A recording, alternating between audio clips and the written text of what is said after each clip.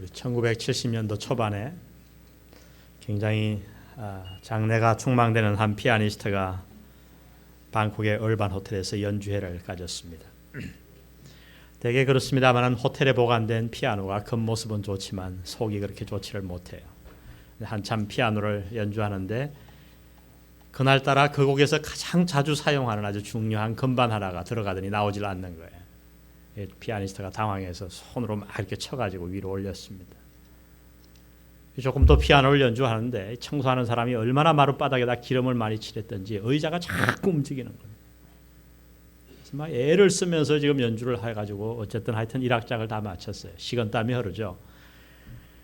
이 악장을 치는데 또 건반 하나가 들어가서 아주 중요한 키가 안 솟아오르는 겁니다. 그래서 좀 화가 많이 나가지고 이제 피아노 손으로 연주해야 되고 발로 막 이 그랜드 피아노 밑을 막 무릎으로 찼습니다. 이 찼더니 이 바퀴를 잘 고정해야 되는데 이 바퀴가 잘 낡아서 그런지 고정이 안 돼가지고 피아노가 막 앞으로 움직이는 거예요. 얼굴이 시뻘개진 이 젊은 피아니스트가 연주를 갑자기 중단하고 무대 뒤로 사라졌습니다. 조금 있다가 이 사람이 뭘 들고 왔냐면 도끼를 들고 오더니 피아노를 마구 부셔가지고 경찰이 오는 동안 약 반 정도를 다 부셔버렸어요. 지금 제가 실화를 얘기하는 겁니다. 여러분 음악하는 사람들 조심하셔야 됩니다.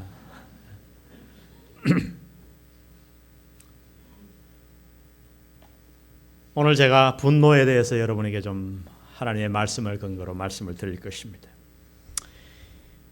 2월 12일 날 YTN 뉴스에 방영된 것입니다. 미국에서 한 부부가 부부싸움을 하다가 화가 난 남편이 갓난아이를 창밖으로 던져버리고 차를 출발시켰어요. 아이는 중태에 빠졌고 그날까지 경찰이 수사했지만 도대체 누가 버렸는지 부모를 찾지 못해 안타까워한 뉴스. 우리 모두 보셨을 것입니다. 2월 10일 날 우리 한겨레 신문에 난 기사입니다. 부모의 재산 분배에 불만을 가진 장남이 설날 식구들이 모인 곳에서 엽정을 쏴 동생 식구들 3명을 죽이고 나머지 3명을 중상을 입혔어요. 그리고 본인은 뒷산에 올라가 산에다 불을 지르고 드디어 자살하고 말았습니다. 여러분 도대체 얼마나 화가 났으면 그 분노를 절제하지 못하고 신생아를 달리는 차 밖으로 던졌겠습니까? 그리고 유산분배의 불공평이 도대체 얼마나 화가 나는 일이기에 설날 가족들을 다 죽이고 자신의 귀한 하나밖에 없는 목숨까지 끊어버렸겠습니까?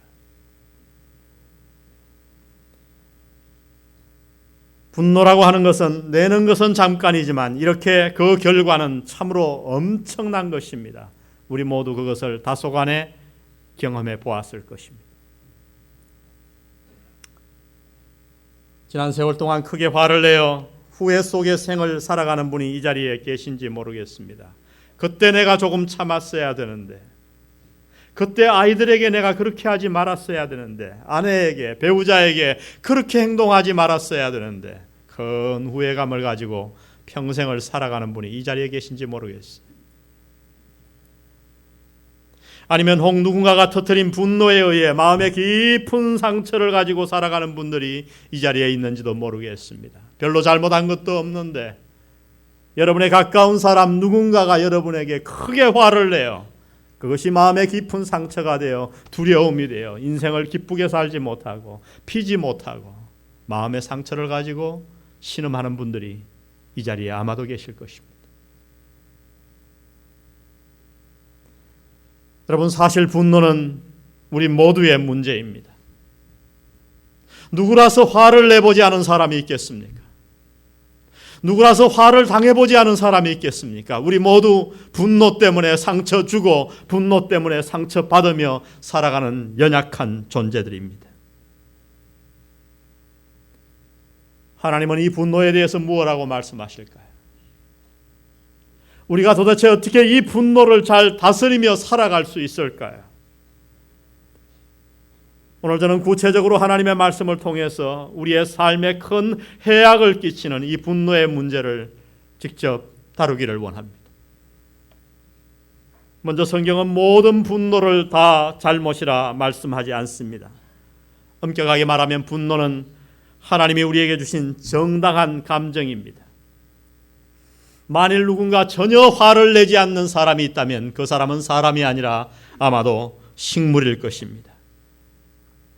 누군가 억울한 일을 당하는 것을 볼 때, 누군가 잘못된 불의를 볼 때 우리는 당연히 분노해야 합니다. 그래서 성경에 보면 하나님은 늘 분노하는 하나님으로 표현되어 있습니다. 하나님이 분노하십니다. 예수님도 이 땅에 계실 때 몇 번인가 분노하셨습니다. 그 가운데 우리가 기억하는 사건 중에 하나가 성전에 들어가셔서 그 성전에서 수많이 매매하는 자들을 보고 그 분노하셔서 그들의 상을 엎으시고 채찍을 만드셔서 그들을 밖으로 내쫓으셨던 모습을 우리는 기억합니다. 그러나 여기에서 한 가지 우리가 기억해야 할 것은 예수님의 분노는 불의와 불경건에 대한 정당한 분노였다고 하는 것입니다. 당신의 유익이나 당신의 이익을 방해받아서 쏟는 화가 아니었어요. 그러나 우리가 쏟는 분노는 어떻습니까? 대부분 우리의 분노는 우리 자신과 관계되어 있습니다. 내 유익과 관계되어 있어요. 대부분 우리가 쏟는 분노는 정당하지 못한 분노입니다. 오늘 에베소서의 말씀을 불리면 분노로 말미암아 죄를 범치 말아야 되는데 우리는 분노로 말미암아 결국 죄까지 나아가는, 하나님 앞에 죄를 범하는 잘못된 분노에 사로잡혀 살기가 일쑤입니다. 사람들은 어떤 때에 왜 분노합니까? 우리 심리학자들에 의하면 여러 가지 이유가 있지만 우리는 분노의 이유를 몇 가지로 살펴볼 수 있다고 합니다. 첫 번째, 우리가 분노하게 되는 경우는 우리의 마음과 몸이 다칠 때입니다. 여러분 집에서 못을 박다가 망치로 못을 박아요. 그러다가 못머리를 못 때리고 여러분의 손가락을 탁 때리면 어떻게 되죠? 처음에 막 아파요. 그러다가 그다음엔 얼굴이 시뻘개지면서 막 화를 냅니다. 그 화풀이를 옆에 있는 누군가에게 하죠. 사실 누구에게 화를 내는 거예요? 자신에게 화를 내는 거예요. 누군가 내 마음에 상처를 줄 때, 누군가 나를 때려서 아프게 할 때 우리는 화가 나는 겁니다. 화를 냅니다. 두 번째는 일이 내 마음대로 되지 않을 때 우리는 분노합니다. 여러분, 우리가 운전을 하고 갈 때 길이 잘 뚫리면 우리는 어떻게 합니까? 휘바람을 불며 기분 좋게 드라이브를 합니다. 근데 10분이면 갈 거리를 2시간 동안 차가 막혀서 안 간다고 생각해 보세요. 그러면 차 안에서 김이 납니다. 화가 나죠. 우리는 언제 화를 내는가? 우리의 본성은 무엇이든지 내 마음대로, 내 생각대로 하고 싶어하는 경향이 있어요. 이 세상을 살아갈 때도 내 방식대로 살아가고 싶고 모든 것을 내가 손안에 넣고 조종하고 싶어하는 마음이 있는 겁니다. 욕심이 있는 거예요. 그런데 그것이 뜻대로 되지 않을 때, 자녀가 내 마음대로 되지 않고, 가정생활이 내 마음대로 되지 않고, 직장이 내 마음대로 되지 않고, 운전이 내 생각한 대로 되지 않으면 우리는 화를 폭발하게 되는 것입니다. 마지막 세 번째, 우리가 화를 내는 경우는 우리가 위기의식을 느낄 때입니다. 그래서 우리 한국 속담에 지도 궁지에 몰리면 문다 그러잖아요. 화를 내며 달겨드는 겁니다. 무언가 위기의식을 느낄 때, 공포감에 젖을 때, 누군가 나를 위협할 때 우리는 화를 발하게 됩니다. 문제는 우리가 정당한 일로 인해 화를 내는가 하는 것입니다. 또한 그리고 그 화가 정당하다 하더라도 우리가 그 분노를 컨트롤하는가 하는 것입니다. 오늘 우리가 신문기사를 인용할 것도 없이 여기 앉은 우리 모두는 아마 가정에서, 사회에서, 학교에서, 직장에서 정당하지 못한 분노로 말미암아 상처받았고 또한 다른 사람들에게 이미 상처를 주었을 것입니다. 우리는 분노의 비참한 결과를 다 알고 있는 자들입니다. 분노는 우리의 인생을 패배로 몰아넣습니다. 분노는 우리의 인생에 불행을 가져다 줍니다. 우리의 마음에 치유할 수 없는 상처를 입히는 것입니다. 우리가 어떻게 이 분노를 올바로 조절할 수 있을까요? 하나님이 주신 이 감정을 어떻게 잘 조절하여 죄에 이르지 아니할 수 있을까요? 어떻게 하면 다른 사람의 상처를 입히지 아니하고 아름답고 행복한 삶을 우리의 남은 생에 살아갈 수 있을까요? 오늘 저는 하나님의 말씀을 통해 우리의 분노를 조절하는 구체적인 몇 가지 방법을 여러분과 함께 나누려고 합니다. 첫 번째, 우리가 분노를 올바로 컨트롤하기 원하면 먼저 하나님은 이렇게 말씀하십니다. 우리는 우리의 분노를 억제해야 합니다. 한번 따라해 봅시다. 당신의 분을 억제하라. 많은 사람들이 분을 억제할 수 없다고 말합니다. 그러나 여러분, 분은 억제가 가능한 것입니다. 이것이 하나님의 말씀이에요. 그러므로 이제 우리는 변명을 거쳐야 합니다. 분을 내는 것은 전적으로 환경이 아니라 우리의 책임이라고 하나님은 말씀하세요. 잠언 29장 11절에 보면 하나님은 이렇게 말씀하십니다. 어리석은 자는 그 노를 다 드러내어도 지혜로운 자는 그 노를 어떻게 하느니라? 억제하느니라. 여러분, 이 억제라는 단말에 여러분의 주의를 기울이십시오. 무슨 말씀이에요? 하나님은 지금 우리에게 이렇게 말씀하시는 겁니다. 분노는 억제가 가능한 것이라는 거예요. 다른 말로 말하면 분노는 우리의 선택이라고 말씀하시는 겁니다. 왜 우리가 화를 내는가? 화는 어쩔 수 없는 것이 아니라 낼 것인가 아니면 억제할 것인가 하는 우리의 선택의 문제라 말씀하십니다. 우리가 분을 내는 이유는 다름 아닌 내가 분을 내기로 선택했기 때문이라는 말씀이에요. 제가 이렇게 말씀드리면 아마도 이 자리에 앉은 어떤 분들은 아마 저에게 이렇게 얘기하고 싶을 거예요. 목사님은 저를 몰라서 그래요. 저는요, 화가 나면 세상과 나는 간 곳 없고 아무것도 안 보여요. 뚜껑이 열려요. 억제요? 누가 억제하기 싫어서 억제 안 하나요? 근데 저는 안 돼요. 화가 나면 저는 아무것도 안 보여요. 여러분, 그것은 사실이 아니에요. 우리는 거기에 속아 넘어가는 겁니다. 하나님은 그렇게 말씀하지 않습니다. 분노는 억제할 수 있는 것이라고 말씀하십니다. 여러분, 창세기 4장에 보면 오늘날의 신문에서나 범직한 사건이 이미 거기에 나타나 있습니다. 우리가 잘 아는 대로 형이 아우를 죽이는 사건이죠. 가인이 아벨을 왜 죽였습니까? 성경은 분명하게 지적하기를 분노 때문이었다고 말씀합니다. 창세기 4장 6절을 보면 하나님이 어느 날 가인에게 이르시되 이렇게 말씀합니다. 내가 분하여 하면 어찌미며 안색이 변하면 어찌미뇨. 가인이 화가 나서 얼굴이 벌개졌던 모양이에요. 그리고 나서 7절에 이렇게 경고해 주십니다. 사랑의 마음으로 내가 선을 행하면 어찌 낯을 들지 못하겠느냐. 선을 행치 아니하면 죄가 문에 엎드리느니라. 그 다음 글을 다 같이 읽으십시다. 시작. 죄의 소원은 내게 있으나 너는 죄를 다스릴지니라. 하나님은 가인 마음에 있는 분노를 아셨어요. 화가 끓고 있음을 아셨어요. 그래서 사랑의 마음으로 가인에게 찾아오셔서 경고해 주신 겁니다. 가인아, 죄의 소원은 내게 있지만 네 마음에 화가 있지만 그 화로 말미암아 죄를 범치 않도록 조심해라. 죄의 소원은 내게 있으나 너는 죄를 뭐 할지니라? 다스릴지니라. 여러분, 분노는 다스릴 수 있는 것이라 말씀합니다. 물론 여러분, 우리가 화가 정점에까지 이르면 우리는 이성을 잃게 됩니다. 그러나 여러분, 단시간에 어떤 일을 당하더라도 단 1초 만에 어떤 사람이라도 분노의 정점에 달하는 사람은 아무도 없습니다. 거기에는 과정이 있어요. 그 화가 정점에까지 이르기까지는 시간이 있습니다. 과정이 있습니다. 여러분, 그것이 중요해요.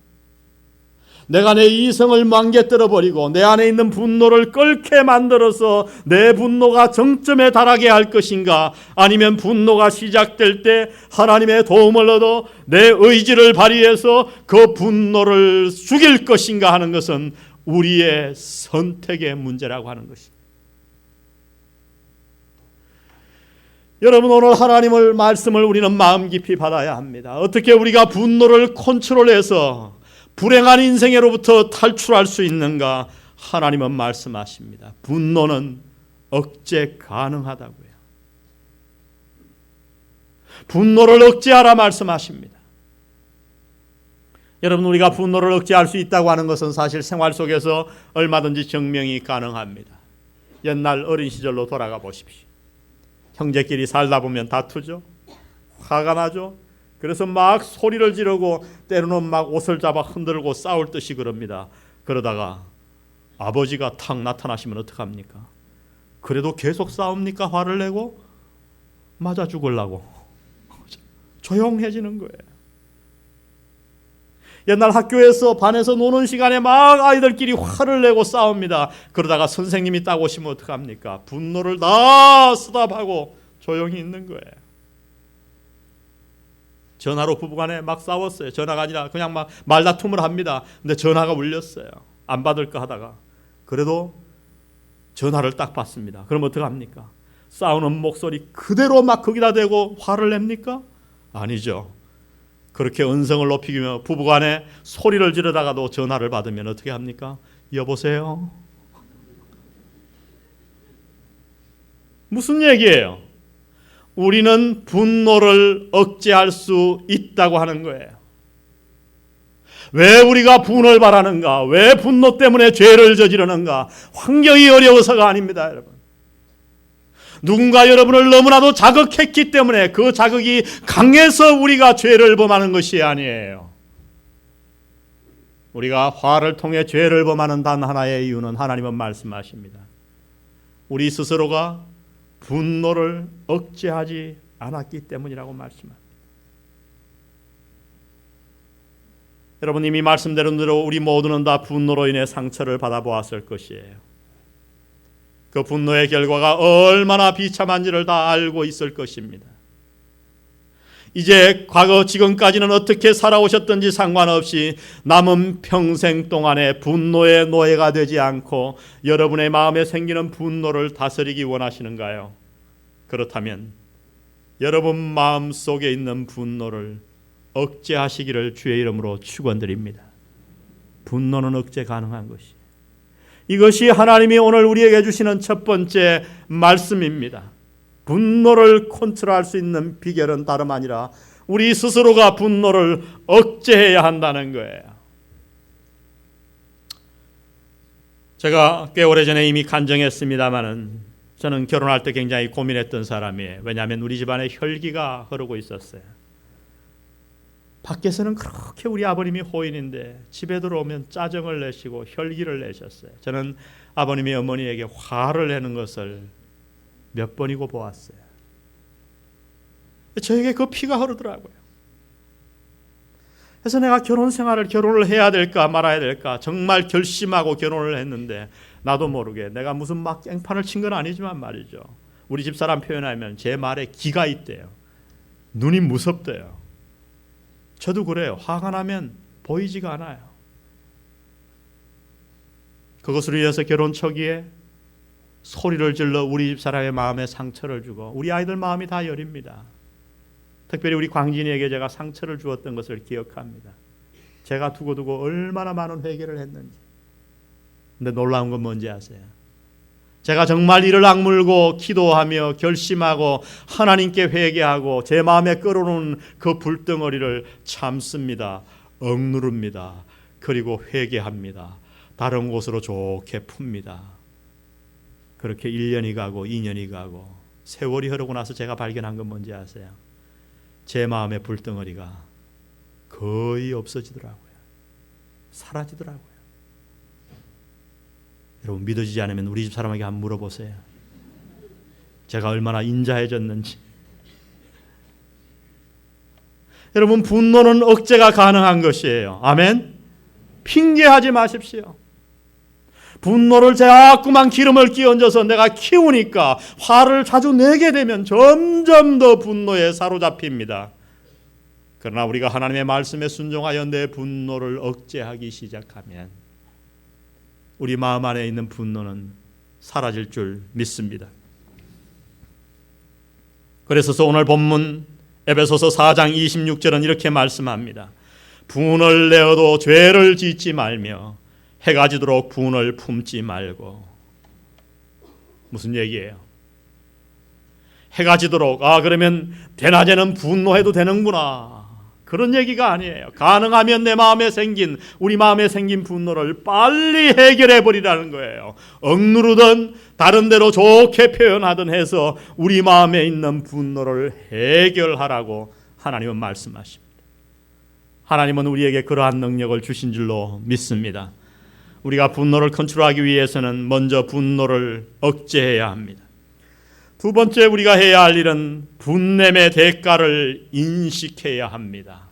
한번 따라해 보겠습니다. 분냄의 대가를 인식하자. 여러분, 우리가 분을 억제하기 위하여 우리는 분냄의 대가가 무엇인지 분명하게 머릿속에 인식할 필요가 있습니다. 사랑하는 성도 여러분, 우리가 내는 모든 화에는 다 가격표가 달려있다고 하는 사실을 아시나요? 예, 그렇습니다, 여러분. 내가 내는 모든 화에는 다 무언가 큰 희생과 불행이 뒤따르는 것입니다. 성경은 몇 구절에서 그것을 증명합니다. 잠언 29장 22절은 이렇게 말씀하십니다. 노하는 자는 다툼을 일으키고 분하여 하는 자는 범죄함이 많으니라. 우리가 화를 내면 범죄하게 됩니다. 잠언 15장 18절은 말씀하시기를 분을 쉽게 내는 자는 다툼을 일으켜도 노하기를 더디하는 자는 시비를 거치게 하느니라. 다툼이 끊일 날이 없습니다. 잠언 14장 29절은 이렇게 말씀합니다. 노하기를 더디하는 자는 크게 명철하여도 마음이 조급한 자는 어리석음을 나타내느니라. 여러분, 무엇을 말씀하고 있나요? 이 구절들의 포인트는 너무나도 명백합니다. 우리가 분을 낼 때마다 우리는 결국 패배한다는 거예요. 우리의 인생을 망친다는 겁니다. 내가 화를 낼 때마다 우리는 다른 사람들의 존경과 사랑을 잃게 된다는 것입니다. 여러분, 한번 생각해 보십시오. 당신의 참지 못함으로 인해 배우자와 자녀들로부터 얼마나 많은 신뢰와 사랑과 존경을 잃어오셨던가요? 분노는 우리에게서 모든 것을 앗아가 버리는 겁니다. 우리가 한번 분노할 때마다 우리는 몇십 배의 값을 지불하고 있는 것입니다. 우리가 그 분노의 결과를 분명히 인식해야 돼요. 분노는 우리에게서 사랑과 관계와 존경만을 파괴하는 것이 아니라 우리가 알듯이 우리의 건강까지 해친다고 심리학자들은 이야기합니다. 제가 어릴 때 우리 교회에 아주 화를 잘 내는 한 집사님이 계셨습니다. 그분이 얼마나 분노를 잘 표출하는지 우리가 별명을 붙여드리기를 대포라고 그랬어요. 대포 온다 그러면 우리 모두가 다 조심했어요. 근데 하루는 주일날 기도를 하는데 그때 다 마룻바닥이었거든요. 우리 교회 또 유난히 기도를 오래 하시는 집사님이 있었어요. 그래서 그 집사님이 기도하면 다 수면 모드로 들어갑니다. 성경책을 놓고 엉덩이를 뒤로 빼고 이렇게 됩니다. 잠시 자야 돼요. 창세기부터 거슬러서 모세까지 오면 벌써 한 10분 가는 거예요. 다들 때는 자다가 눈도 뜨고 이렇게 어리니까 이러는데 그날 제가 눈을 뜨고 보니까 그 대포 집사님이 기도하시는 집사님의 뒤통수를 강하게 그날따라 쏴보더라고요. 눈을 뜨고 막 어쩔 줄 모르더니 7분 8분 지났는데 드디어 어떻게 하셨는지 아세요? 그만! 하고 소리 쳤어요. 여러분 생각해 보세요. 예배 드리다가 그러고 둘이 기도하다가 막 싸우더라고요. 참 제가 그런 교회에서 자랐는데 이만한 목사 된 게 하나님 은혜죠.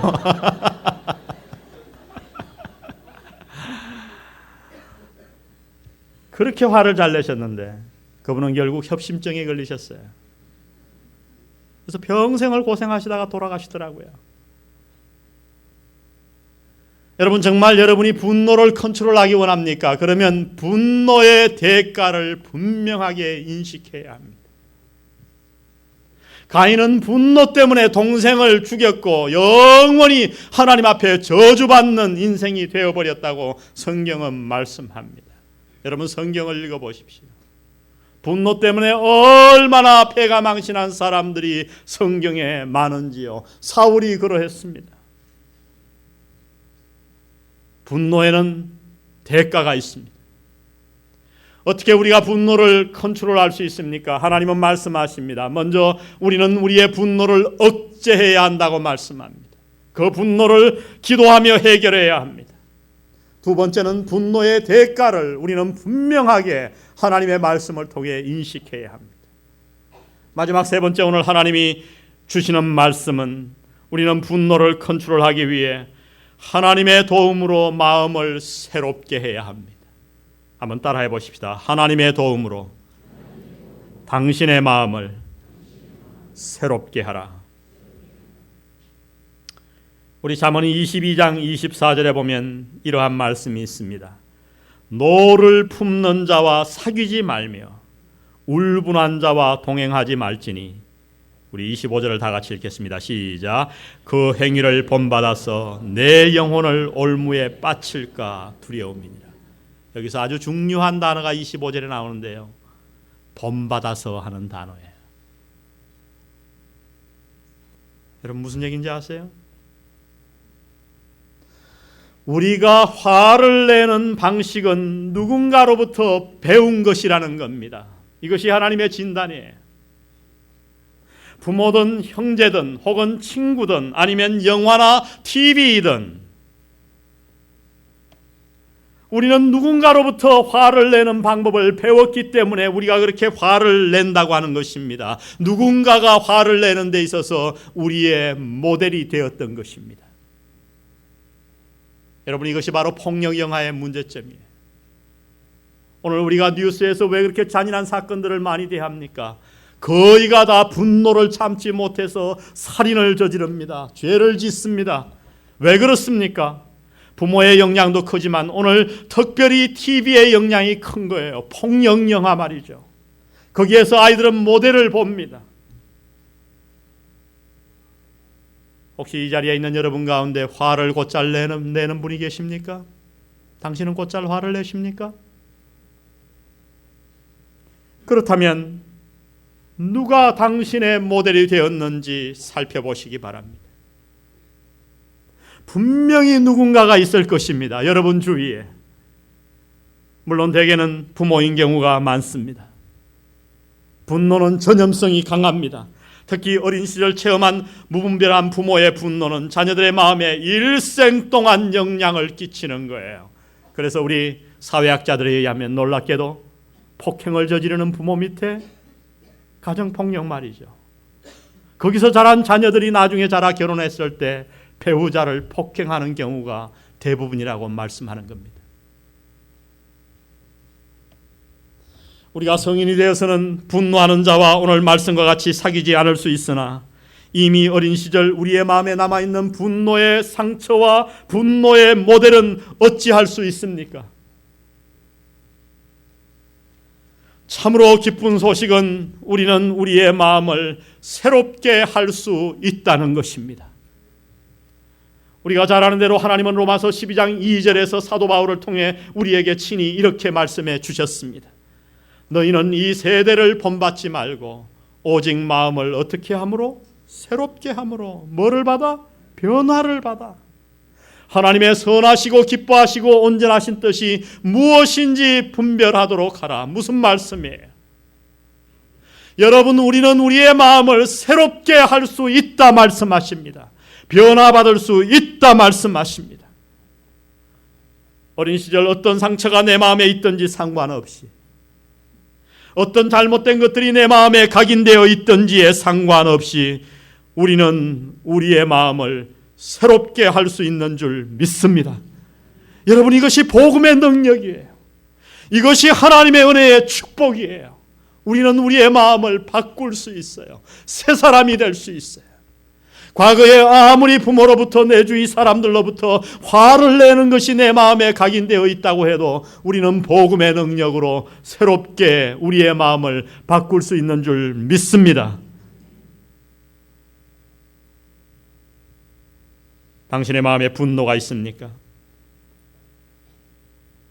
그렇다면 하나님의 능력으로 당신의 마음을 새롭게 하십시오. 변화시키십시오. 우리의 힘으로는 우리 안에 있는 화를 다스릴 수 없습니다. 그러나 그리스도께서 우리 안에 들어오시고 우리가 그분과 친밀한 관계를 맺게 되면 우리 마음에 있는 화는 사라질 수 있습니다. 그래서 사도 바울은 우리에게 이렇게 권면합니다. 골로새서 3장 15절에 그리스도의 평강이 너희 마음을 주장하게 하라. 우리가 그리스도에게 의지하면, 날마다 그분에게 우리 자신을 내어드리면 어떤 일이 일어나는가? 우리의 마음에 있는 화가 사라지고 그 자리에 대신 그리스도의 평강이 자리 잡을 줄 믿습니다. 여러분, 그리스도의 평강이 꽉 마음에 가득 찬 마음을 한번 상상해 보십시오. 이렇게 살고 싶지 않나요?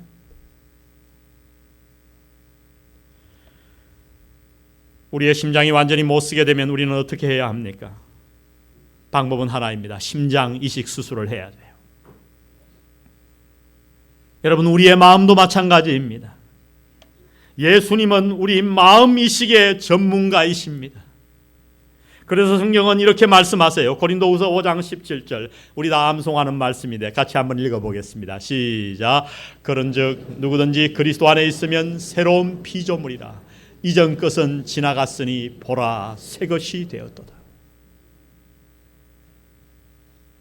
우리가 그리스도 안에 있으면 우리는 새로운 피조물이 될 수 있습니다.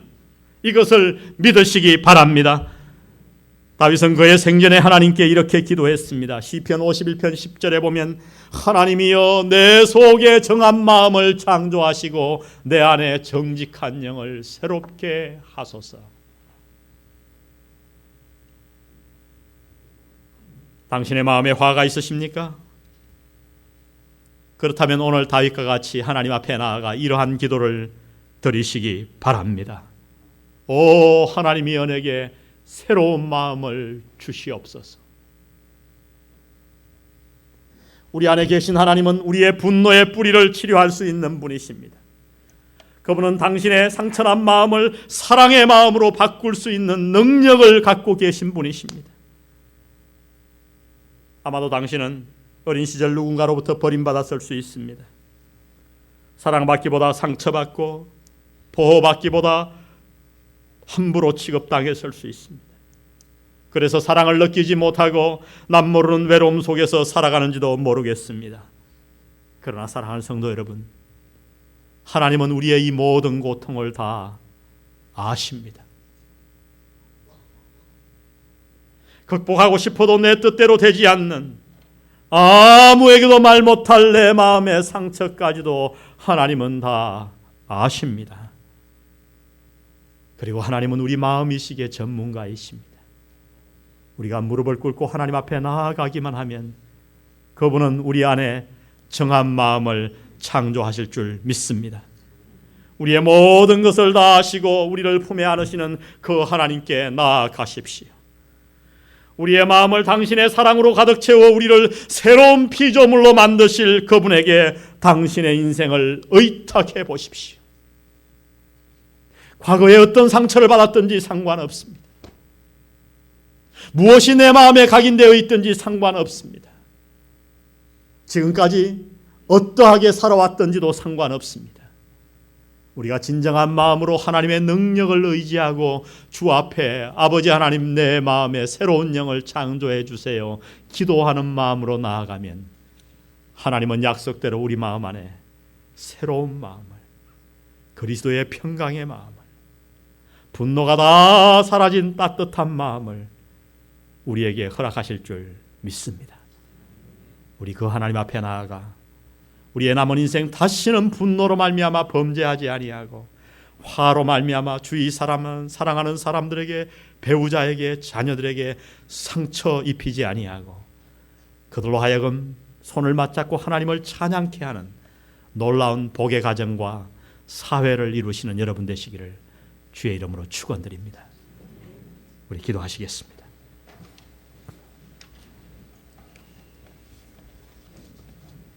우리 조용히 몇 분간 좀 하나님 앞에 나아가 이 시간 좀 기도하는 시간을 가졌으면 좋겠습니다. 우리 좀 조용히 눈을 다 감으시고요. 사랑하는 성도 여러분, 혹시 여러분의 지난 인생 동안 여러분이 화를 내므로 말미암아 여러분의 배우자와 자녀에게 큰 상처를 입힌 것이 기억나십니까? 여러분이 던진 그 화의 말, 때로 물건을 부수며 눈빛을 바꾸며, 그래서 여러분의 사랑하는 자들에게 상처가 남아있는 것이 기억나십니까?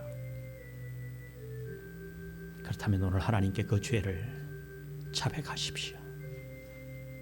하나님, 날 용서해 주세요. 변명하지 마십시오. 환경이 그랬었다고, 그들이 내 노를 자극했다고 변명하지 마시고 하나님 앞에 나아가 분노의 죄를 다 고백하십시오. 하나님은 우리의 기도를 들으시고 우리의 죄를 사해 주실 것입니다. 만일 우리가 우리 죄를 자백하면 저는 미쁘시고 이로사 우리의 모든 죄를 사하신다고 약속하셨습니다. 그 말씀을 믿으십시오. 그리고 나아가 기도하시기 바랍니다. 당신의 배우자와 당신의 자녀들의 마음에 당신이 화를 낸 것으로 인해 생긴 그 상처들을 하나님 치유해 달라고, 여러분의 배우자와 자녀들을 지금 가슴에 안으시고 한번 주님 앞에 나아가 기도하는 시간을 갖겠습니다. 우리 기도로 나아가십시다. 아버지 하나님, 오늘 이 말씀 붙들고 주 앞에 나아갑니다. 우리의 지난 삶을 돌아보니 아버지 하나님, 화로 말미암아 사랑해야 될 사람들 마음속에 상처를 입혔음을 주 앞에 자복합니다. 내 아내와 자녀들의 마음속에 아버지 하나님 상처를 입혔던 것을 기억합니다. 분노로 말미암아 내 인생만 망친 것이 아니고 내 주위에 있는 사람들 마음까지도 망쳐놓았음을 기억합니다. 아버지 하나님, 우리의 잘못을 용서하여 주옵소서. 우리의 분노를 용서하여 주옵소서. 분노로 말미암아 죄를 지은 것을 하나님 긍휼히 보시고 용서하여 주시기를 원합니다. 우리의 죄를 다 사해 주시옵소서. 또한 저들의 마음속에 생긴 상처를 하나님 당신의 따뜻한 사랑의 손길로 만져주시기를 원합니다. 특별히 우리의 자녀들의 마음속에 생긴 상처를 하나님 긍휼히 여기시고 저들 마음속에 다 잊혀지고 동에서 서에서 먼 것 같이 아버지 하나님, 깊이 패인 상처가 하나님의 은혜의 강물로 가득 채워질 수 있도록 아버지 하나님, 저들을 축복하여 주옵소서. 아버지, 도와주시옵소서.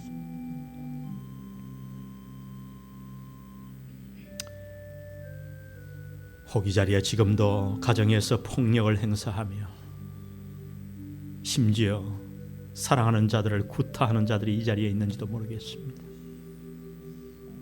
기억하십시오. 분노는 유전도 아닙니다.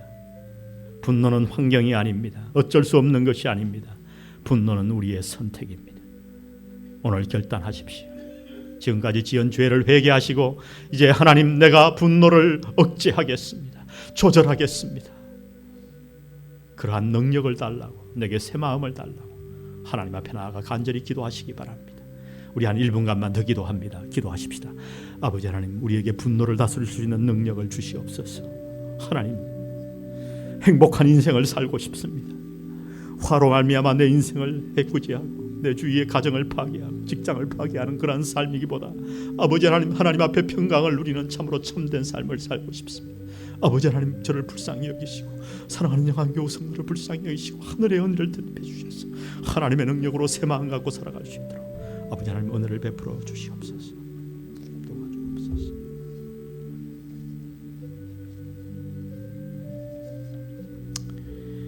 우리 오늘 성가대가 참 은혜로운 찬양으로 우리에게 들려주었는데, 내 주의 은혜 강가로, 그렇습니다 여러분. 우리 모두 분노의 마음을 버리고 하나님의 은혜의 강가에 우리의 몸을 던지고 남은 생 주의 은혜 강물에 흠뻑 젖어서 하나님의 은혜를 내가 체험할 뿐만 아니라 내 사랑하는 자들에게, 주위의 사람들에게 하나님의 은혜를 전달하는 은혜의 사람이 되도록 우리 간절히 소원하는 마음으로 이 찬양을 주님 앞에 드리십시다. 내 주의 은혜 강가로, 저 십자가의 강가로, 내 주의 사랑 있는 곳, 내 주의 강가로 강가로 내 주의 은혜 강가로 저 십자가의 강가로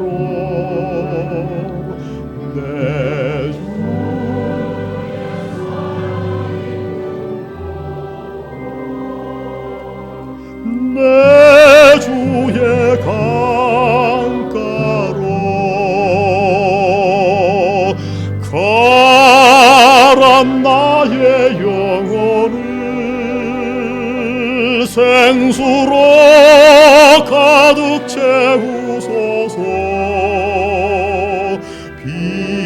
피곤한 내 영혼 위에 내 주의 은혜 강가로 저 십자가의 강가로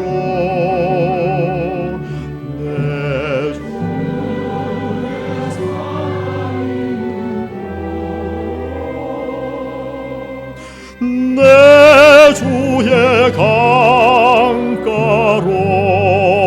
가란 나의 영혼을 가란 나의 영혼을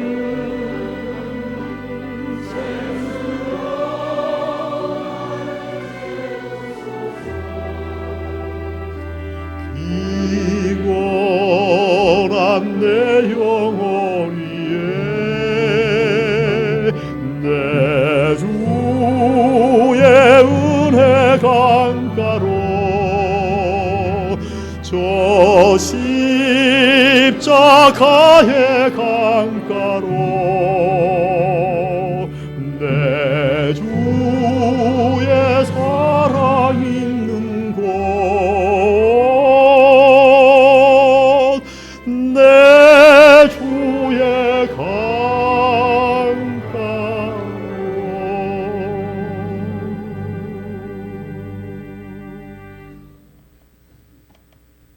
아버지 하나님,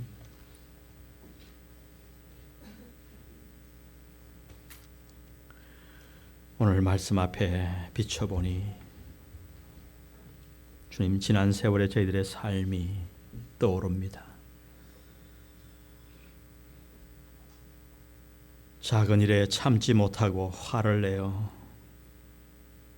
내 자신에게만 해를 끼친 것이 아니라 주위에 사랑하는 사람들, 배우자에게, 아내에게, 자녀들에게, 남편에게 큰 상처를 주었음을 주님 회개합니다. 주님, 우리의 회개를 받아 주옵소서. 우리의 잘못을 깨끗이 용서하여 주시옵소서. 이제 남은 생 더 이상 분노의 노예가 되지 않고 하나님의 은혜로 하나님이 우리에게 주신 이 감정을 다스리겠습니다. 주의 능력으로 우리에게 새로운 마음을 창조하여 주시옵소서. 다시는 화로 말미암아 범죄하지 않도록 하나님 우리를 지켜 주시옵소서. 오늘도 주 앞에 내 모든 인생을 드리는 표시로 예물 드렸습니다. 주 이 예물 하늘 창고에 쌓아주시고 하나님을 믿는 믿음으로 남은 생을 살아가게 싸우니 우리에게 필요한 물질도 하나님 넉넉하게 공급하여 주시옵소서. 예수님의 귀하신 이름으로 기도드렸습니다.